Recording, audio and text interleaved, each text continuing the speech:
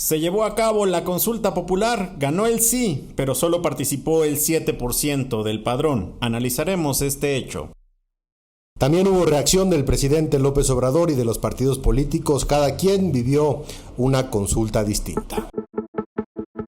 Es cuanto. Con Poncho Puntual y Juanpa de Leo. Un podcast de Político MX. La política explicada. Yo soy Alfonso Basilio Poncho Puntual, iniciando este podcast de lunes martes, que parece casi un mes que no nos escuchan seguramente, y nosotros muy agradecidos de que le estén dando play y que nos dejen llegar a sus oídos en este podcast llamado Es Cuanto, junto a mí, con sana distancia, igual y por eso nos escuchan un poco extraño, pero siempre de buena calidad. Está Juan Pablo de Leo. Juanpa, ¿cómo estás? ¿Cómo estás, Ponch? Todo muy bien. A final de cuentas lo que importa es lo que decimos, no tanto cómo se escuche. ¿Verdad? Sí. Y sí, hombre, ya sé que nos van a regañar y nos lo merecemos. Hay que decirlo, estuve 2 semanas fuera por COVID y por eso también dejamos de grabar. Afortunadamente ya estaba vacunado con las 2 vacunas. Fue un... perdón, pero tengo cerebro COVID. se me van las cosas y no me acuerdo. Pero la verdad es que fue una convalecencia bastante tranquila, gracias a Dios, afortunadamente. Pero bueno, ahora sí que a partir de este lunes ya no tenemos razón por la cual dejarlos colgados de nueva cuenta. Exactamente, y pues también por eso estamos desde la oficina de Político. Desde la oficina, exacto. Si se meten a YouTube, estamos grabando, ¿verdad? Sí, estamos grabando. Pueden ver nuestra oficina, pueden ver nuestros tés y tostitos, desastre. Sí, los tostitos. Los tostitos. Bueno, hay muchas cosas ahí de nuestra oficina. Por si algún día se habían preguntado dónde y cómo trabajamos, pues así, en una oficina que la verdad es que nos tiene muy orgullosos. Oye, ¿estás viendo las Olimpiadas o te valen reverendo? Pues la verdad es que me vale camote. Un poco en general. Pero sí he visto, por ejemplo, el sábado, porque pues ya soy un poco mayor, me levanté a las como casi 6 de la mañana y pues sí me tocó ver el partido de México-Corea y estuvo muy divertido. Solito, sin despertador. Sin despertador porque pues ya soy muy señor, ¿no? Eso ahí, sí ya, o sea, cuando te despiertas temprano sábados y domingos, ya, adiós. Ya. Y la verdad es que pues no puedo negarlo, pues así es. Entonces ya llamé a mi perro y ahí estábamos viendo ¿qué fueron? ¿6 goles? 5 goles. 6 goles. 6-3. ¿no? Y pues sí estuvieron muy buenos, son unos chavos la verdad es que bien entrones y están jugando bien. Lo vamos a publicar el día de hoy, este podcast, sí. Sí. O sea, se publica hoy lunes. Sí, claro. Entonces, ¿en qué horas son? Son las 7 de la noche, 7, 8, 9, 10, 11, 12, 1, 2, 3. En 8 horas juega la selección mexicana contra Brasil. Ajá. Van por la final. Así es la semifinal. Después del ridículo que hicieron los seleccionados ayer que perdieron contra Estados Unidos. Yo, gracias a Dios, no lo vi. Bueno, no, sí lo vi.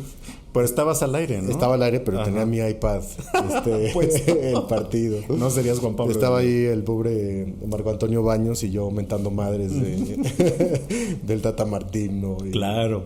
Un saludo al exconsejero Marco Antonio Pero Baños. primero lo primero y era la selección y terrible y lamentable. Pero a ver, estaría bueno que México le gane a Brasil. Sí. En unas horitas. Y la verdad es que pues digo, yo sé que siempre hay mucha gente que se queja, ¿no? Es que puro fútbol y pues deberían apreciar otro tipo de deportes, que creo que también, o sea, por ejemplo, a mí me ha dado mucho gusto, aunque reitero, yo no soy el más fan en general de las Olimpiadas, pero el impulso que ha tenido Alexa Moreno, después de esas críticas, no sé si te acuerdas, de hace 1 o 2 años, no me acuerdo cuándo fue. Claro.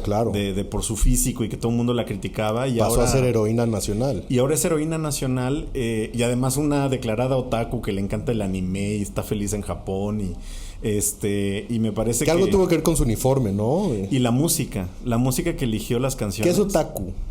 Otaku es como el de los fans, seguramente alguien me va a corregir, pero las personas occidentales sobre todo, pero también asiáticas, que son muy fans del anime y en general la cultura o japonesa o de animación oriental asiático, más bien asiático. O sea, es un fan del anime.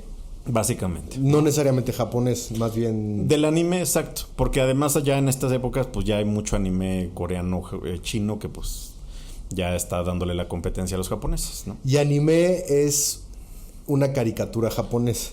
¿O es un estilo de trazo de dibujo? No, o sea, pues es... Ay, ¿qué preguntas me haces, Juan Pablo? La Pero verdad si no tú sé. eres, o sea, no, pero yo no soy mejor, otaku, pero... En el mejor sentido de la palabra. Sí, pero es que fíjate que ahí tengo dudas de si se refiere solo a la animación, a ver qué nos responde la gente, o si se refiere exclusivamente al libro, al cómic. Mira, como estamos aquí en la oficina y lo podemos ver, Y lo vamos a podemos preguntarle ver, a ajá. Google de qué es anime. Pero mientras, o sea, pues seguramente ustedes vieron que las canciones que hizo Alexa fueron de muchos animes que a ella le gustan, entonces... Es un término que engloba a la animación tradicional o por computadora de procedencia japonesa. O sea, es un tema de animación. Entonces, sí sí. es un estilo, digamos, de caricatura. Exacto. Me van a mentar la madre porque van a decir, no es caricatura. Pero básicamente es eso. Pero sí, y la verdad es que cada vez es más aceptado. Creo que todavía se les ve un poco raro a las personas otakus, ¿no? ¿Y qué decías de la canción, de la música? Es que, o sea, justo ella puso canciones para, sobre todo para esta La rutina. disciplina de la rutina de baile, ¿no? Que es en una explanada. Perdón, no me sé el nombre, pero... No es en explanada y no rutina de baile, Pero sí, no, bueno. Perdón, Alexa, te quiero mucho y te admiro mucho. Pero bueno, es que estamos hablando del anime, no Sí, de, pues no ya, de la o sea, gimnasia. claramente al latino llego, pero... Bueno, pues su rutina, ¿no? Como bien dijo Juan Pablo de León, tratando de que no me hundiera. Pero sí, pues, o sea, ella decidió hacerla con canciones de anime que más le gustan. Y la verdad es que pues le fue muy bien. Le fue muy, muy bien. Sí, tipaza. Una hermosa mujer en todo el sentido de la palabra, Sí. de su forma de ser, de su forma de entrenar, de su forma de superarse, una belleza, la querida Alexa. Oye, lo que no fue una belleza fue la consulta ciudadana, la primera consulta ciudadana de la historia el día de ayer en nuestro país. ¿Fracaso o no fracaso? Pues es que depende cómo lo veas. Y ¿Tú cómo lo ves? yo creo que en general no es un fracaso cuando hablas de un ejercicio en donde le preguntas a la ciudadanía. Pero me parece que estuvo muy mal logrado, a pesar de que el éxito del que yo siempre voy a estar a favor es de la participación ciudadana, ¿no? Me parece que desde el inicio la pregunta era un bodrio, desde que la mandó Andrés Manuel. Luego la Corte, pues para no meterse en tantos problemas, la volvió tan light que no se entendía. Y pues luego, pues nada más se ha usado el tema pues para golpear al INE, y que yo sé que le criticamos mucho, pero pues por allá va toda la argumentación. Y pues para usar cierto tipo de argumentación en contra de los expresidentes, cuando en realidad pues no iba por ahí el tema, aunque estaba muy, muy forzado para los morenistas, ¿no? Sí, está completamente politizado. Así es. Me parece que esto no va y no pasa por la parte de la democracia participativa, que es una figura en la que creo que muy pocos podrían no estar de acuerdo, en consultar. Por ahí también, y me parece que es una pregunta muy prudente, que tiene un trasfondo muy profundo que no podemos abordar ahorita en 10 minutos, pero es esta eterna pregunta respecto a que si las personas, los ciudadanos, están capacitados para que se les consulten temas, digamos, técnicos y de gobernanza. A final de cuentas, elegimos a un líder, a un presidente, a un mandatario, a un ministro, para que justamente a partir de su experiencia, de su conocimiento y del conocimiento de su gabinete y del legislativo y de los diputados, puedan justamente tomar decisiones mucho mayor informadas. Pero ese es un debate y puedes estar a favor y en contra, y si lo argumentas está correcto. Pero lo que vimos el día de ayer no fue una consulta ciudadana, completamente polarizado y politizado por las dos partes, por la oposición y por el gobierno. A mí sí me parece un ejercicio demagógico, populista, y creo que a final de cuentas quien sale perdiendo es el INE por una parte, y por otra me parece incorrecto que se desvíe la atención y la discusión solamente al tema del INE contra el gobierno, porque como bien lo decías ahorita, es un proceso que tiene a todos los actores políticos involucrados en este país, a la Suprema Corte de Justicia, a los legisladores que también plantearon en la consulta, a las fechas, al tribunal, al presidente, y a final de cuentas lo que dice la oposición es, a ver, la justicia no se consulta, o procedes en contra de los expresidentes porque hay un delito para perseguir a partir de las autoridades judiciales en este país, o no lo hay y no lo puedes perseguir. Tú no le puedes preguntar a las personas si quieres que persigan a alguien o no cuando hay una denuncia y cuando el Poder Judicial de alguna manera asume esa denuncia. Y por otra parte, tú tampoco puedes desincentivar a que las personas no vayan a participar en una consulta ciudadana. Y legal, y fue a final de cuentas lo que termina por ocurrir.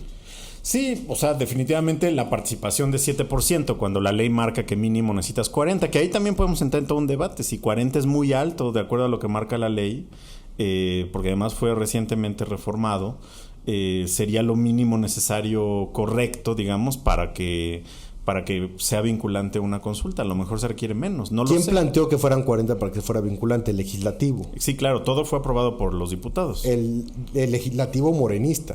Sí, ¿no? Por supuesto.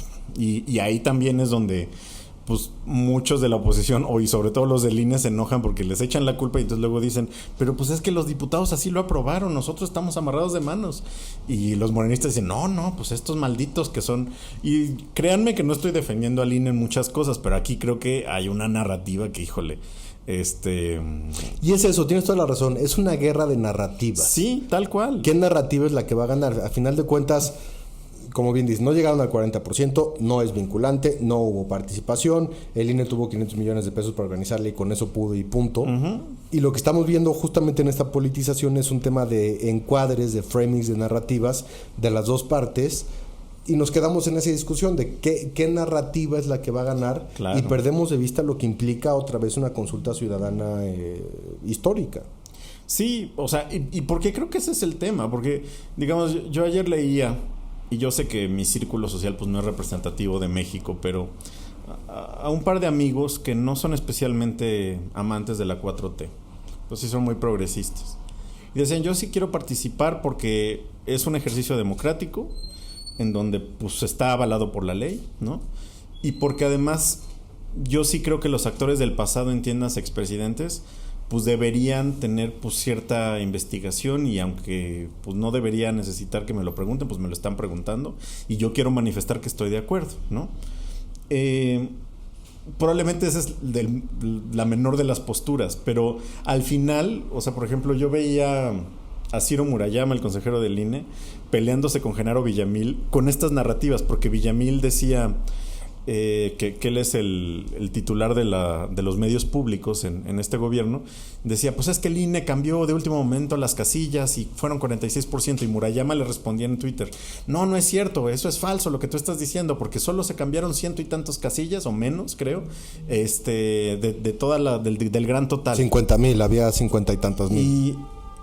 Y entonces esas eran las dos narrativas. El INE tiene la culpa de todo, o el INE diciendo, pues nosotros estamos haciendo lo que nos marca la ley para que todos puedan participar. Con cuál se queda uno. Creo que no se trata de decir, pues vale más una o es más cierta una que la otra. Creo que las dos además tienen toda la intencionalidad política, como bien mencionas, aunque sea el INE, pues los ciudadanos quedamos en medio. Mucha gente que pues odia al INE por todo lo que ya históricamente hemos comentado y se ha analizado no solo en este programa, sino en el país, pues cree con fe absoluta, porque no puedo decirlo de otra manera, que pues tiene la culpa el INE de todas las cosas que pasaron ayer. Y también de pronto escuchas ayer a Mario Delgado, el presidente nacional de Morena, escuchas hoy al presidente López Obrador en la mañana, leyendo aquí la nota de Político MX, sí. Dice que pese a la baja participación ciudadana que hubo en la consulta popular del pasado domingo, no descartó la posibilidad de que haya juicios, pues dijo que las autoridades tienen el derecho de actuar siempre y cuando haya pruebas. Sí. Entonces, en toda la inteligencia y la maestría de comunicación que tiene el presidente López Obrador, es justamente lo que la oposición ha dicho desde el día 1. No necesitas una consulta popular para ver si juzgas o no a los expresidentes. Así es. Ellos ya no cuentan con fuero. No. Y si hay una denuncia penal, civil, la que tú quieras, en su contra, pues las autoridades, digo, dentro de la impunidad en la que vivimos en este país, habrían de poder comenzar las investigaciones. Entonces dice López Obrador: yo no creo que esto descarta la posibilidad de que haya juicios. La autoridad tiene todo el momento el derecho de actuar cuando se trate de asuntos judiciales, siempre y cuando haya pruebas y elementos. Eso queda abierto. La consulta más que nada era para iniciar procesos siempre y cuando se lograra que fuese la participación del 40% y de esa manera vinculatoria. O sea, no. Pero otra vez, es muchas veces esta posición del presidente en la que entiende perfecto lo que dice la oposición, pues sí. Sin embargo, es restregarles en la cara el haber logrado hacer la consulta. Y que todos están subidos en el show, ¿no? Claro. Les abrió la puerta al trenecito y, ¿no? Los que sí participaron, pues fueron las personas que sí querían que se juzgaran a los expresidentes. Básicamente. Porque el resultado, tú decías muy bien, menos del 8% de participación, pero fue 92% contra 8%. Así es, 98 sí. 98 sí, 2% no, o sea, una locura. Claro. Y que tuvo más votos que el PAN, por ejemplo. Tuvo más votos que el PAN. En 2021, hace un mes, ¿no?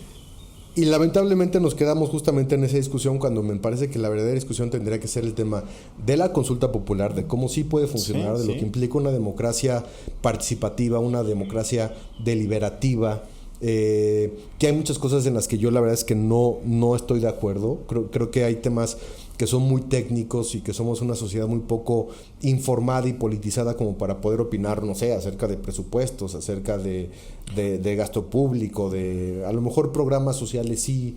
Y que la ley marca ciertos temas que no pueden ser consultados. Y eso también creo que es importante decirlo. O sea, no es como que... Bueno, ya a estas alturas no sé, pero la ley en este momento marca, o sea, por ejemplo, cosas de derechos humanos, cosas me parece presupuestales, no se le pueden preguntar directamente a la gente en una consulta. O sea, ¿qué vas a contestar tú como ciudadano si yo te digo, oye, hay un delincuente, ¿quieres que pague por lo que hizo? Pues sí, claro. ¿Quién va a decir que no? Pues sí. Finalmente, esa era parte también de la trampa que proponía el presidente López Obrador, cuando también muchos de los analistas hablan de este claro pacto de impunidad que hay entre los expresidentes. Uh-huh. Y que es histórico, no inicia ahorita. Pues sí. Ahora, uno de los temas que justo se discutía ayer tras los resultados, o sí, los preliminares, decían, bueno, es que a ver, independientemente del resultado de la consulta, que es por supuesto todo un análisis como tú bien lo estás haciendo ahorita, pues órale, ¿no? O sea, vamos a tomarles la palabra.